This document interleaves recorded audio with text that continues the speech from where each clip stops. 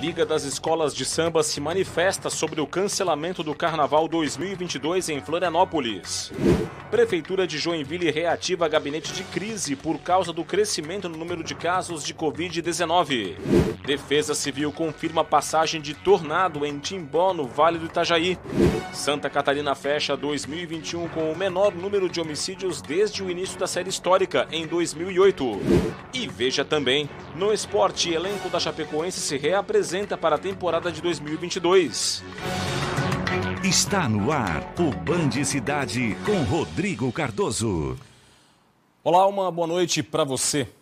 O Band Cidade começa hoje com a reação da Liga das Escolas de Samba de Florianópolis ao cancelamento do Carnaval 2022 na cidade. Após uma reunião, a entidade se manifestou sobre o assunto. De acordo com a Liga, as escolas foram pegas de surpresa com a decisão da Prefeitura da capital, porque não houve uma conversa prévia com as escolas de samba sobre o cancelamento do Carnaval. Uma decisão que foi comunicada pelo Twitter, sem o diálogo necessário que uma decisão dessa importância exige. As escolas têm um posicionamento de que é injustificável o cancelamento seletivo do Carnaval. Nós temos vários eventos durante o ano aí acontecendo, inclusive na própria passarela. Ainda conforme a Liesf, as escolas vão continuar com as atividades sociais e educacionais que acontecem tanto no período do Carnaval quanto no ano inteiro. Vão continuar se reunindo aí semanalmente para tratar de uma estratégia, de uma agenda para o primeiro trimestre de 2022 ainda. Não vão deixar de lutar aí pela manutenção desse importante patrimônio social e cultural que promovem, não só aqui em Florianópolis, mas no Brasil inteiro, a característica do povo brasileiro. Vamos falar agora dos números da pandemia. 8 pessoas morreram entre ontem e hoje aqui no estado, vítimas da Covid-19. Com essas mortes, chegou então a 20.212 o total de casos confirmados da doença, de mortes provocadas, melhor dizendo, desde o início da pandemia. O número de novos casos é bastante alto de ontem para hoje, 3.282, total de 1.252.594, com 1.221.294 pacientes que se recuperaram da contaminação. O número de casos ativos também disparou. 11.088 estão em acompanhamento, segundo o boletim divulgado pelo governo do estado. A ocupação de leitos de UTI adulto Covid em Santa Catarina é de 26,44%, com 448 leitos vagos atualmente.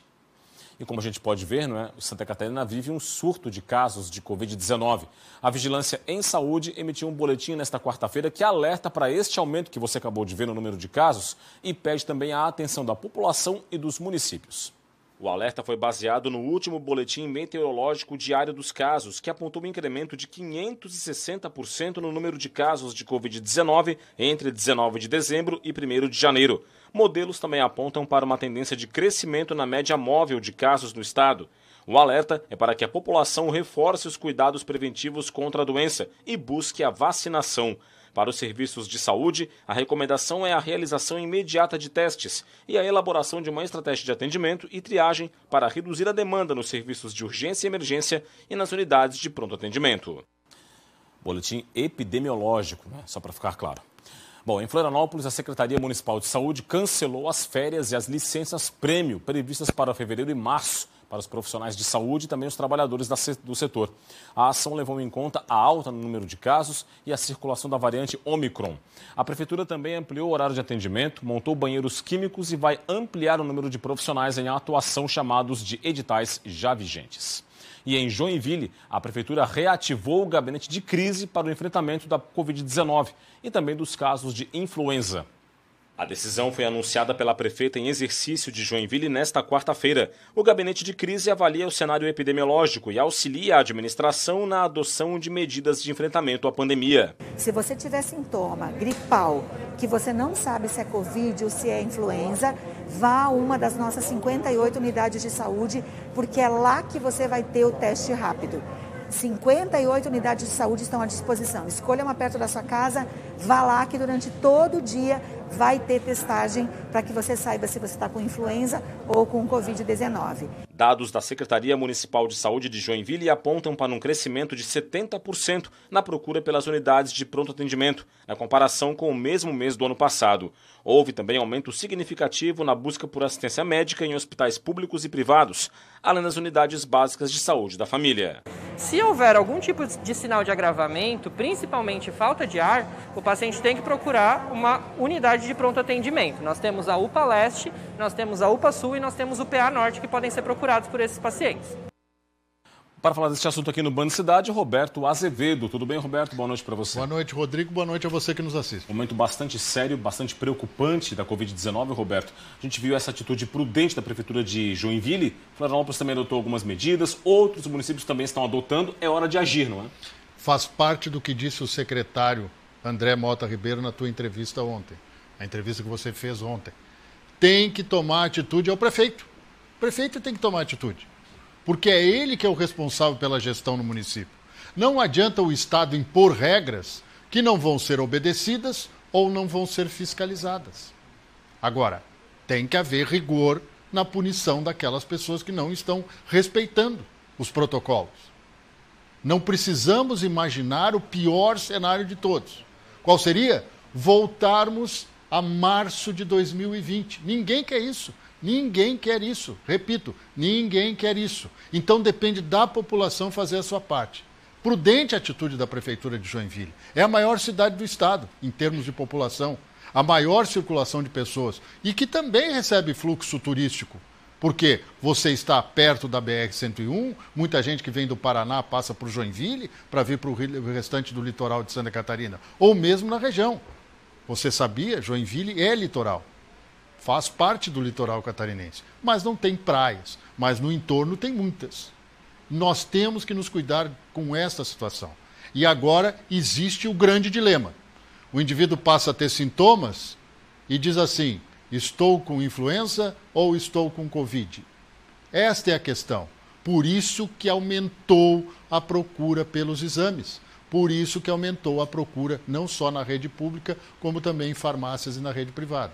Está na hora de alguém voltar a consciência para si e passar a respeitar os protocolos contra a pandemia. Daqui a pouco eu volto com mais comentários aqui no Band Cidade. Combinado, Roberto. Logo mais depois do Band Cidade tem o Jornal da Band. Os destaques de hoje chegam com a Joana Treptow. Boa noite, Joana.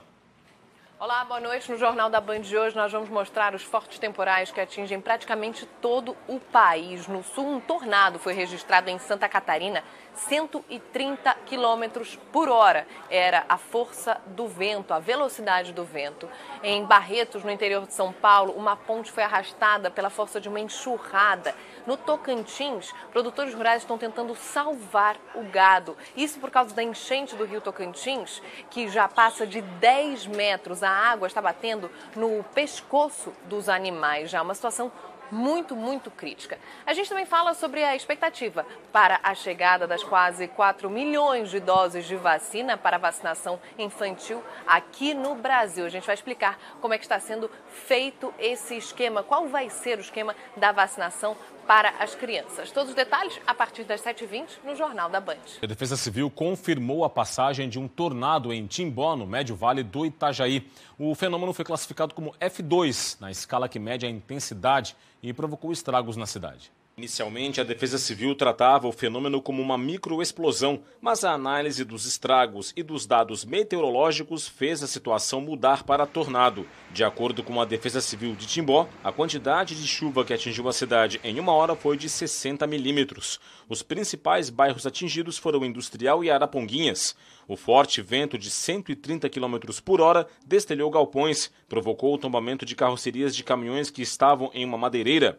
Além disso, a chuva provocou o alagamento de ruas. A água invadiu casas nos 2 bairros e moradores tiveram que enfrentar a enxurrada para limpar os bueiros. A tempestade chegou após dias de intenso calor, com temperaturas próximas dos 40 graus. E você confere agora como vai ficar o tempo nesta sexta-feira em todo o estado, a previsão no Band Cidade.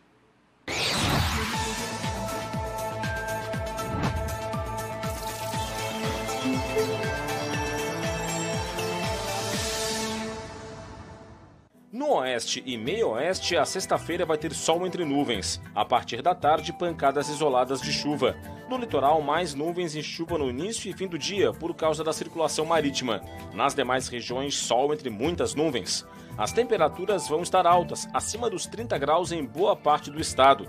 Em Florianópolis, mínima de 19 e máxima de 28. Em Joinville, mínima de 22 e máxima de 30 graus. Em Lages, mínima de 11 e máxima de 24. E em Chapecó, variação entre 17 e 28 graus.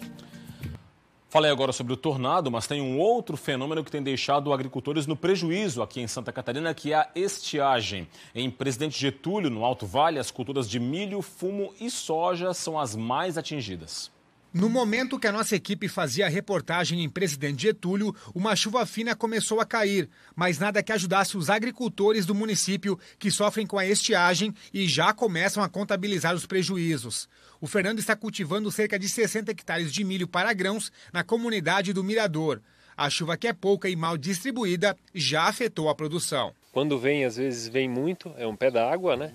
Como é nessa previsão que estão se confirmando, e mal distribuídas. Às vezes chove num lugar, que nem o nosso vizinho aqui, Dona Ema, semana passada teve chuva bastante, e aqui na nossa região, aqui na Presidente Getúlio, não choveu. E não é só o milho que vem sendo prejudicado pela estiagem prolongada. Segundo o secretário de Agricultura, há meses não chove numa quantidade que poderia ajudar os produtores. Na verdade, a partir de 6 meses para cá, a intensidade de chuva é muito baixa para a nossa produção aqui da região, né, numa época errada, e a perca é enorme, né? Próximo ao centro de Presidente Getúlio, nós encontramos o seu Bertilo, que trabalha há décadas com a produção de leite.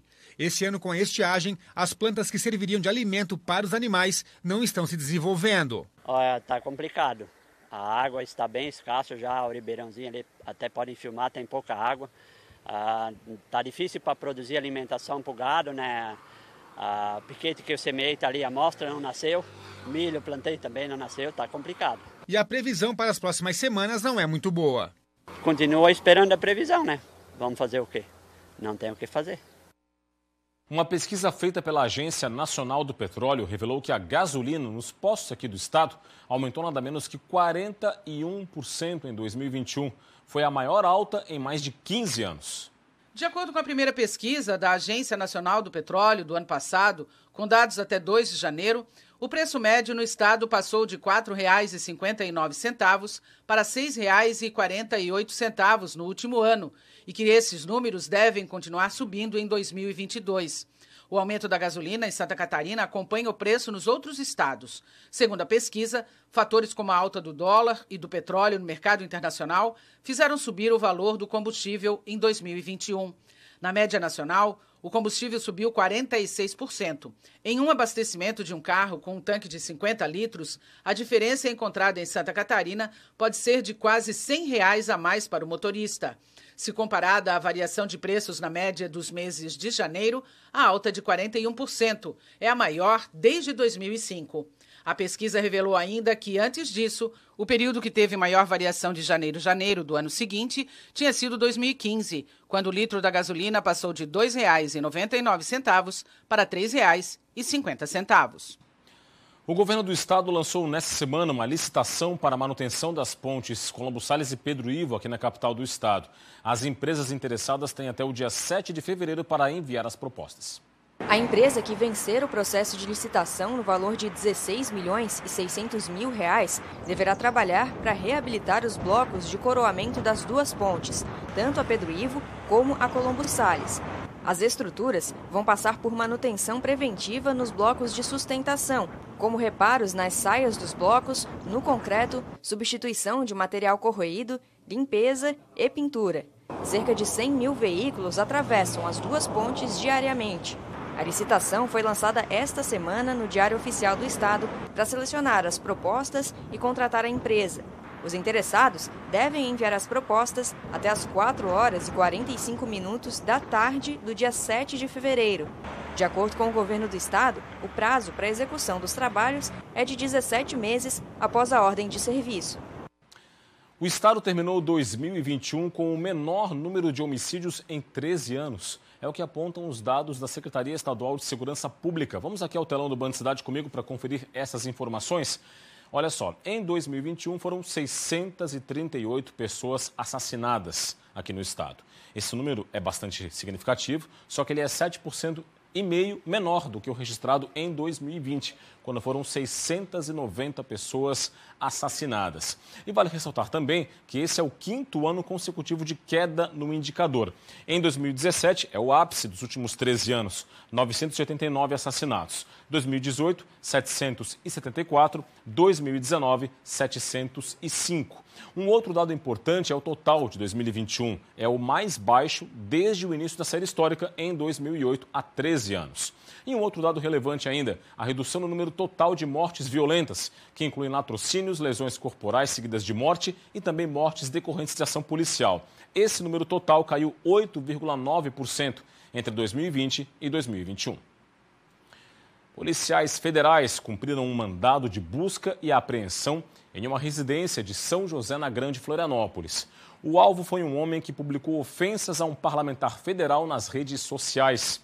O celular do suspeito foi apreendido e encaminhado para a perícia. O homem investigado tem 56 anos, é representante comercial e fez a postagem no dia 28 de março do ano passado, por meio de um perfil falso nas redes sociais.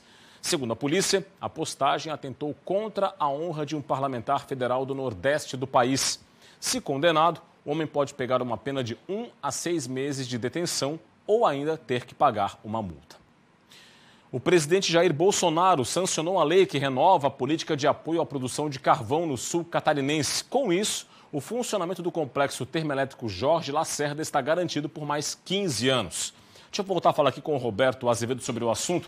Roberto, mais tranquilidade para o setor e também mais um tempinho para pensar numa fonte de energia mais sustentável, não é? A gente tem um limite, né? O mundo decidiu naquela reunião do clima que até 2030 todas as matrizes de carvão vão ser extintas no planeta. Quer dizer, não vai se produzir mais energia a partir do carvão, que é a energia fóssil, assim como é do petróleo. O que nós temos que entender agora é que nós não podemos deixar uma matriz dessa se perder. Já existem estudos avançados em todo o país e também no exterior para reutilizar o carvão de outra maneira. Ele queimado para produzir energia, ele causa um impacto muito nocivo no meio ambiente. Mas temos que ter esse equilíbrio. Outra questão importante, se você fala em sustentabilidade, você tem que pensar na recuperação das áreas que historicamente foram degradadas para se fazer a exploração mineral. Outro ponto que tem que ter uma convergência de ideias. Não adianta só pensar em apagar o passado. Tem que reconstituir muita coisa que foi destruída. O mais importante nisso é que você preserva uma atividade econômica importante para a região sul de Santa Catarina, importante para o Brasil, a questão inclusive de termoelétricas que funcionam aqui no estado em função do carvão. E esta informação é muito importante. O presidente da República atende um pleito, mas não atende só um pleito do ponto de vista político, atende um pleito de um ponto de vista técnico e também um ponto de vista efetivamente importante. Claro que o sul do estado começa agora a pensar na solução. O que fazer depois desses 15 anos que o decreto assegura? Entrar numa nova batalha jurídica ou política? Talvez não seja o melhor caminho. Dito isso, um grande abraço e até amanhã. Hora do esporte por aqui.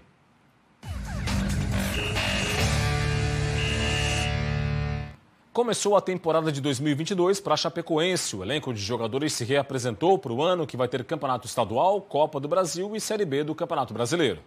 Com caras novas e caras já conhecidas, o elenco da Chape deu o pontapé inicial na preparação para a temporada. Ao todo, 37 jogadores estiveram na apresentação no Centro de Treinamentos da Água Amarela. E o que chamou a atenção foi a média de idade do Verdão do Oeste, 22,9 anos. Mas os jogadores mais experientes veem nisso um ponto positivo. Eu acho que a experiência ela vai ajudar muito para esse grupo, né, que é um grupo muito jovem, muitos subindo aí da categoria de base.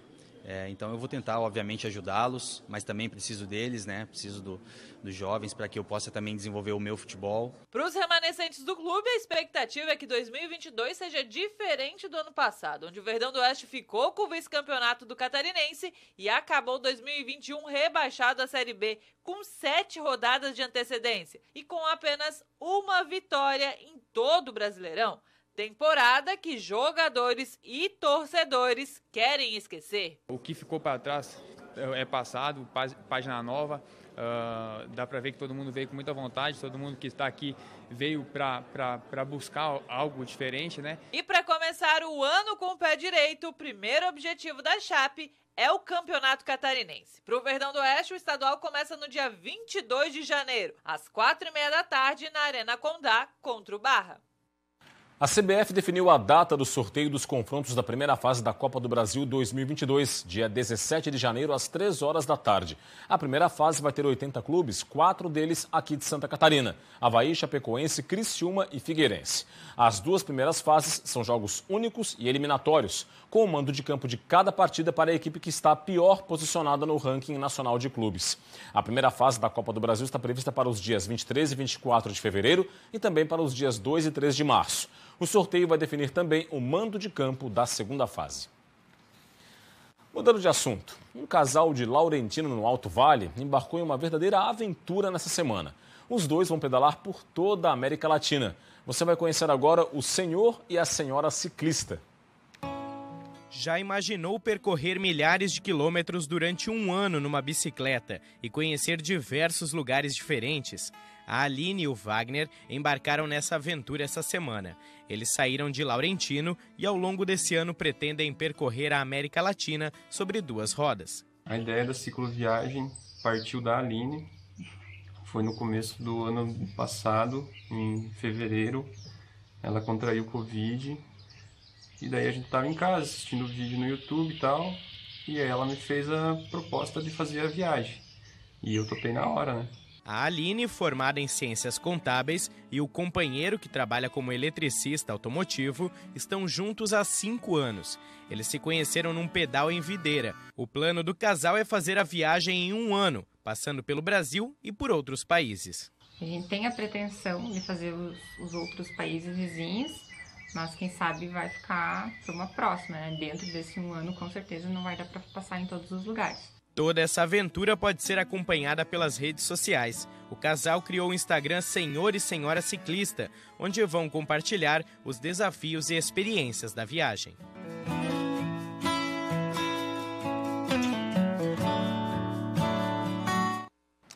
E é isso, ficamos por aqui com o Band Cidade de hoje. Vem aí as notícias do Brasil e do mundo no Jornal da Band. Fique ligado. Para você, um forte abraço, muito obrigado pela audiência, boa noite e até amanhã. Tchau, tchau.